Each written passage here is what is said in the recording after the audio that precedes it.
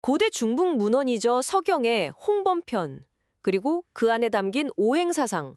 이게 참 어떻게 수천 년 동안 이렇게 다르게 읽힐 수가 있었을까요? 네, 정말 신기하죠. 오늘 저희가 받은 자료들을 보니까 이 오래된 텍스트가 중국 한나라부터 조선시대, 그리고 근대 한국에 이르기까지 정말 흥미로운 여정을 거쳤더라고요. 네, 맞습니다.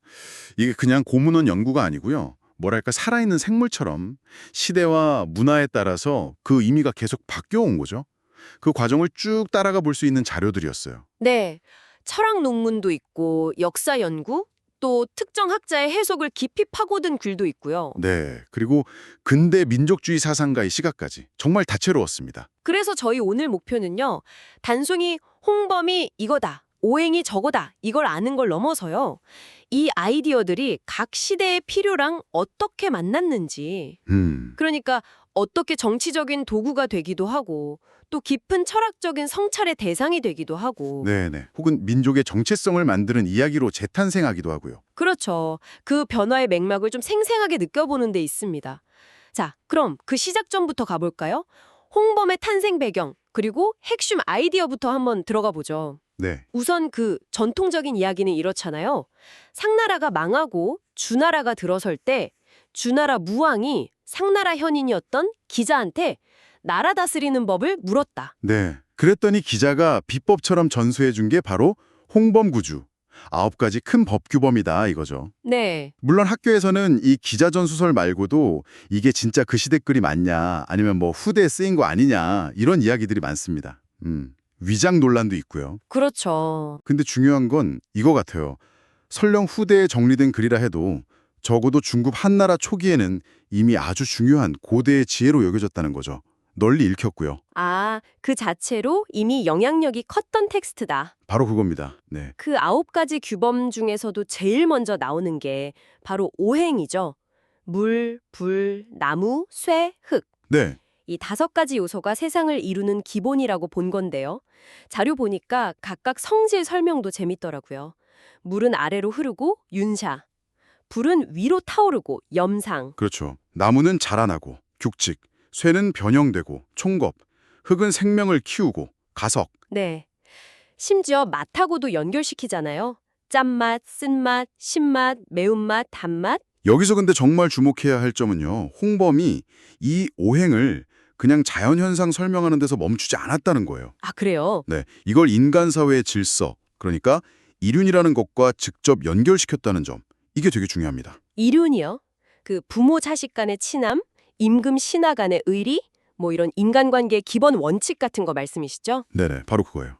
인간이라면 마땅히 지켜야 할 도리, 관계의 기본 원칙. 아, 그러니까 단순히 만물을 구성하는 요소를 넘어서 인간 사회가 어떻게 돌아가야 하는지에 대한 원리로까지 이걸 확장했다, 이런 말씀이시군요. 바로 그겁니다. 홍범 시작 부분에 보면 이런 얘기가 나와요. 옛날에 곤이라는 사람이 홍수를 다스리면서 이 오행의 순리를 막 어지럽혔대요. 네. 그랬더니 그 결과로 인간 사회 질서, 즉 이륜까지 무너져 버렸다. 이렇게 나오고요. 아, 반대로 그의 아들 우우는 하늘로부터 이 홍범 구주를 받아서 그 원리대로 다스렸더니 비로소 이륜이 바로 섰다. 이렇게 나와요. 와, 그러니까 오행의 조화가 깨지면 사회 윤리도 무너지고 오행 질서를 따라야 사회도 안정된다, 이런 생각이었군요. 그렇죠. 자연 질서랑 사회 윤리가 하나로 연결되어 있다는 생각. 상당히 흥미로운 지점이죠. 네, 후대 유학에서도 이런 관점이 계속 이어졌다고 자료에 나오죠. 얘기 같은 데 보면 뭐 성인이 법을 만들 때는 오행으로서 바탕을 삼는다. 이런 구절도 있고요. 맞습니다. 그러니까 오행이 단순히 5가지 물질적인 요소가 아니라 인간 사회의 올바른 관계와 질서를 유지하는 근본적인 틀, 그러니까 윤리적 기반으로 인식되었다는 점. 이게 홍범을 이해하는 아주 중요한 출발점이라고 할 수 있겠습니다. 자, 그럼 이 윤리적 기반으로 출발했던 오행 사상이 시간이 흘러서 중국 한나라 시대에는 어떻게 좀 다른 옷을 입게 되는지 한번 따라가 보죠. 네. 혼란했던 시대를 끝내고 통일 제국을 세운 한나라에서는 이 홍범이 아주 중요한 텍스트로 떠오르는데요. 특히 역사가 반고가 편찬한 한서의 오행지가 그 대표적인 사례라고 할 수 있겠네요. 네, 한나라 통치자들한테는 큰 고민이 있었어요. 자신들의 통치가 하늘의 뜻, 즉 천명에 부합한다. 이 정당성을 어떻게 보여줄 거냐 하는 문제였죠. 아, 그렇죠. 중요했겠네요.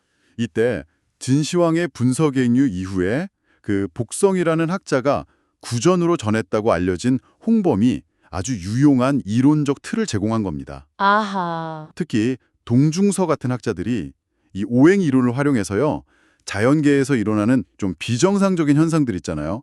예를 들면 뭐 일식, 월식, 지진, 홍수, 기근, 네. 심지어는 기형적인 동식물이 나타나는 것까지 이런 것들을 그냥 자연현상으로 보지 않았어요. 그럼 뭘로 봤다는 거죠? 하늘이 보내는 신호? 뭐 이런 건가요? 그렇습니다. 이런 현상들이 제2라고 불렀는데요. 이걸 군주의 정치나 도덕성에 문제가 있을 때 하늘이 경고를 보내는 메시지다. 이렇게 해석하기 시작한 겁니다. 아, 재밌네요. 네, 군주가 정치를 잘못하면 오행의 조화가 깨져서 제2가 나타나고 이걸 보고 군주가 반성하고 정치를 바로잡으면 다시 하늘의 뜻에 부합하게 된다. 뭐 이런 논리죠. 이게 하나의 학문처럼 발전해서 제2학이라고 불리게 됩니다. 그럼 반고의 오행지는 이런 제2현상들을 짤 모아서 정리하고 해석한 기록? 뭐 그런 셈이군요. 그렇죠. 자료에 나온 그 구조를 보니까 홍범 원문을 딱 인용하고 깅회, 거기에 제2 관련 해설, 전회를 붙이고 다른 학제들 설명, 솔회를 더하고 그런 다음 실제 역사 속 제2 사례들을 쭉 나열하는 방식이더라고요. 네, 특히 그 복생이 구전으로 전했다고 알려진 홍범 오행전이라는 텍스트가 오행과 제2를 연결하는 핵심 역할을 했고요. 반고는 이걸 바탕으로 전한시대의 제2 기록과 해석들에 집대성한 거죠. 네. 근데 중요한 건 이런 제의가 나타났을 때 이걸 그냥 불길하다 이렇게만 여긴 게 아니라는 거예요. 군주가 스스로를 돌아보고 정치를 쇄신하는 기회로 삼으려고 했다는 점입니다. 아, 기회로 삼았다. 네. 뭐 백성들에게 은혜를 베푼다거나 잘못된 정책을 바로잡거나 하는 식으로요. 확실히 그 홍범의 원래 의도였던 인간관계의 윤리, 이륜을 강조했던 것과는 초점이 상당히 달라진 느낌인데요. 그렇죠. 오행 사상이 굉장히 정치적으로 활용된 거네요. 맞습니다. 오행이라는 틀 자체는 가져왔지만 그 해석의 무게중심이 윤리적인 성찰에서 정치적인 경고, 또 통치 정당성 확보 쪽으로 옮겨갔다고 볼 수 있죠. 이게 바로 텍스트가 시대적 필요에 따라 어떻게 재해석될 수 있는지를 보여주는 대표적인 사례입니다. 자, 이렇게 한 나라에서는 정치적 해석이 두드러졌다면 이번에는 시간을 훌쩍 뛰어넘어 보겠습니다. 조선 시대로 가볼게요. 네, 18세기 조선의 학자 두실 이환모라는 분이 계신데 이분은 서전기라는 저작에서 또 아주 다른 방식으로 홍범을 읽어냅니다. 네. 이환모의 접근법은 상당히 비판적이고 또 독창적이었습니다. 그는 당시 표준 주석서처럼 여겨지던 송나라 채침의 해석을 그냥 따르지 않았어요.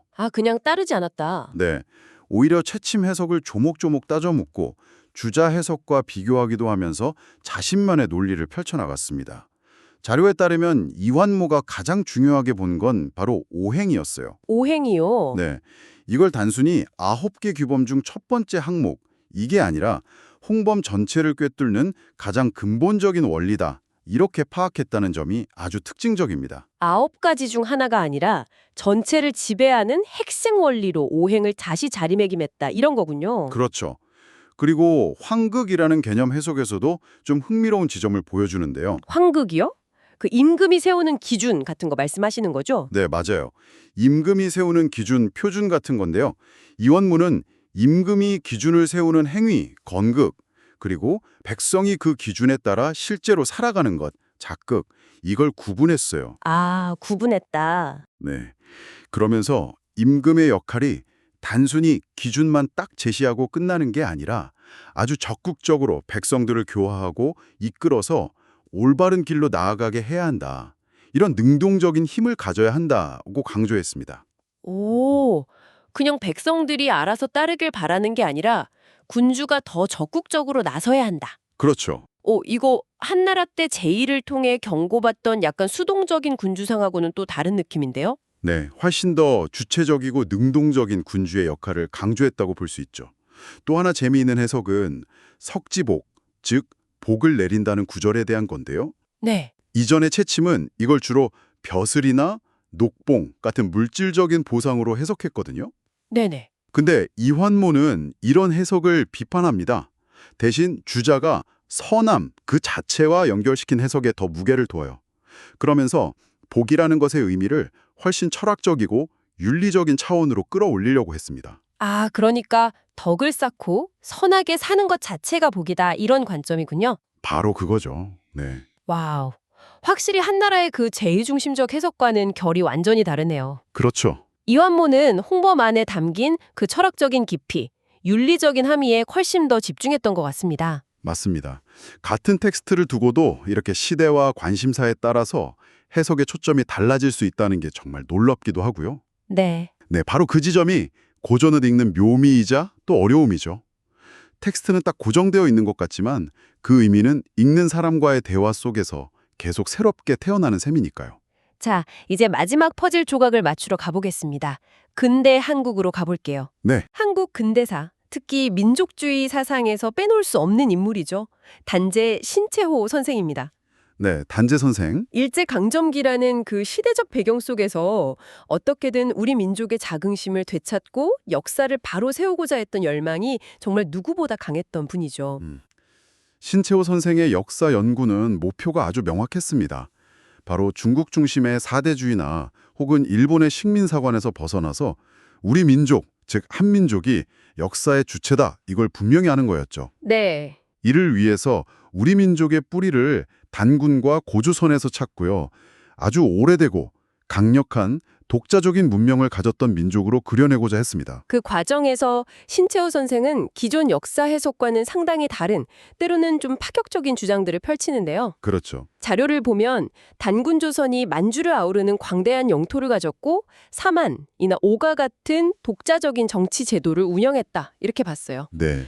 또 소도 같은 고유 신앙을 언급하면서 고대 한국에도 홍범의 황극 개념처럼 정치와 종교가 결합된 강력한 중심이 있었다. 이런 점을 부각시키려 했죠. 핵심은 결국 우리 민족의 고유성과 주체성을 강조하는 데 있었던 거죠. 그런데 여기서 더 나아가서 신채호 선생은 정말 대담한 주장을 합니다. 네. 어떤 거죠? 바로 홍범이나 오행사상 같은 고대 중국 사상의 뿌리가 사실은 고대 한국, 즉 단군 조선에 있다. 오히려 이게 중국으로 건너갔을 가능성을 제기한 겁니다. 와, 정말인가요? 예를 들면 이런 식이에요. 단군의 아들 부루가 중국 우임금에게 취수 원리를 가르쳐줬다거나 기자가 준하앗에 전한 지혜 역시 원래 우리 것이었다는 거죠. 아, 교원사와 같은 당시에는 주류 역사학계에서 인정받지 못했던 기록들을 근거로 제시하면서요. 이야. 이건 뭐 수천 년 동안 당연하게 여겨졌던 중국 문화가 주변국으로 전파된다는 공식을 완전히 뒤집는 굉장히 강력한 민족주의적 해석인 거죠. 맞습니다. 신채호 선생에게 오행이나 홍범 같은 개념들은 그 자체의 철학적 의미를 막 깊이 파고드는 대상이라기보다는 뭐랄까 단군을 중심으로 한 위대하고 독자적인 우리 민족의 서사를 만드는 데 필요한 재료로서 활용된 측면이 강하다고 볼 수 있습니다. 아, 재료로서. 네. 민족의 자긍심을 고취하고 독립의 당위성을 확보하기 위해서 고대 사상을 재해석하고 재배치한 것이죠. 그래서 한국 고유의 난가사상이나 화랑도 정신 같은 것을 더 강조했고요. 기자조선에 대해서는 상당히 비판적이었습니다. 네. 물론 그의 사상이 후기에는 아나키즘으로 기울기도 했다는 논란도 있지만 그 근본에는 민족 해방과 정체성 확립이라는 일관된 열망이 쭉 깔려 있었다고 볼 수 있습니다. 자, 오늘 정말 긴 시간 여행을 했네요.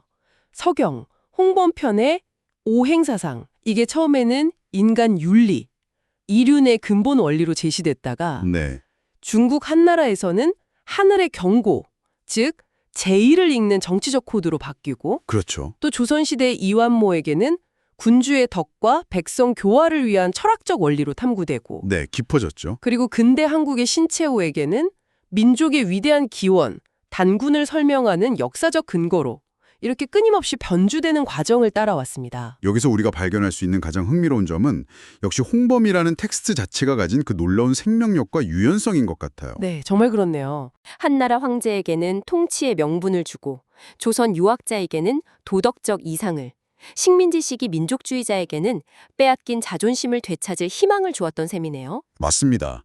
특히 하늘의 재앙이라는 제2 현상에 집중했던 한나라의 시각하고 인간의 마땅한 도리인 이릉이나 철학적 원리를 파고든 조선 이환모의 시각, 네. 그리고 우리 민족의 시조, 단군, 단군을 중심으로 모든 것을 재해석하려 했던 신채호의 시각. 이 셋의 뚜렷한 대비가 정말 인상 깊게 다가옵니다. 그렇다면 이 긴 이야기가 지금 이 방송을 듣고 계신 당신에게는 어떤 울림을 줄까요? 하나의 오래된 텍스트가 어떻게 읽히는지를 따라가는 이 여정은요, 단순히 과거 지식을 쌓는 걸 넘어서 각 시대와 문화가 무엇을 중요하게 여겼는지, 또 어떤 고민을 안고 있었는지, 때로는 어떤 정치적 목적을 가지고 있었는지를 비춰주는 거울이 되는 것 같습니다. 네, 그렇죠. 역사가나 사상가들이 과거의 유산을 어떻게 현재의 필요에 맞게 재구성하고 의미를 부여하는지 그 과정을 엿볼 수 있죠. 네. 또 오랫동안 영향을 주고받아온 한국과 중국 지성사의 복잡하고도 역동적인 관계를 이해하는 창이 되기도 하고요. 오늘 살펴본 여러 해석들 중 혹시 당신의 생각과 가장 맞닿는 지점이나 혹은 가장 의문을 품게 만드는 해석은 무엇이었나요? 오늘 저희는 홍범과 오행이라는 키워드를 가지고 고대 중국에서 시작해서 한나라, 조선, 근대 한국까지 이어지는 이 장대한 해석의 역사를 함께 짚어봤습니다. 윤리원리가 정치적 도구로, 다시 철학적 탐구의 대상으로, 그리고 민족 서사의 재료로 끊임없이 변신하는 모습을 확인했죠. 네, 오늘 깊게 파고들지는 못했지만 저희가 본 자료들에서 또 하나 좀 흥미로운 실마리를 던져주는 게 있습니다. 아, 뭔가요? 바로 허도와 낙서라는 고대 그림 혹은 도상인데요. 하도 낙서요. 네, 이 숫자와 점으로 이루어진 좀 신비로운 그림들이 홍범이나 오행사상과 연결되면서 우주의 더 깊은 질서나 변화의 원리를 상징한다고 여겨졌다는 겁니다. 뭐 하도는 최후용육, 낙서는 채심용구 이런 말도 있고요. 네, 들어본 것 같아요. 이 숫자와 패턴 속에 담긴 우주론적 상징들이 오늘 우리가 이야기 나눈 그 우주 질서, 인간 윤리, 그리고 정치 통치 사이의 관계를 또 어떻게 다르게 보여줄 수 있을까요? 이 수리적인 상징 체계를 통해서 오늘 논의된 세계관을 한번 더 들여다보는 것은 어떨까요? 이것이 오늘 당신에게 던져보는 마지막 생각거리입니다. 네. 오늘 저희와 함께한 이 깊은 이야기가 당신의 지적 여정에 작은 등불 하나를 더 켜는 계기가 되었기를 바랍니다. 다음에도 흥미로운 자료들과 함께 돌아오겠습니다. 고맙습니다.